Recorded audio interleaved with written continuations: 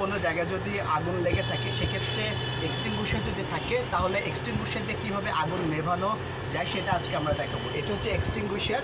এখানে একটা চাবি থাকে, প্রথমে চাবিটা আমরা আনলক করে নিব এবং যেখানে আগুন লাগছে তো সেখানে এটা দিয়ে টার্গেট করব, আর এখানে যে হাতল আছে হাতলে একটু চাপ দেব।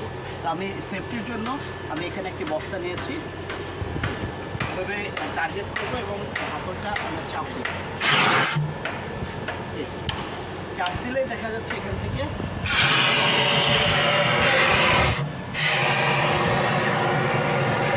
একদম টার্গেট রাখতে হবে যেখানে আগুন লাগছে সেখানের জন্য এই জিনিসটা।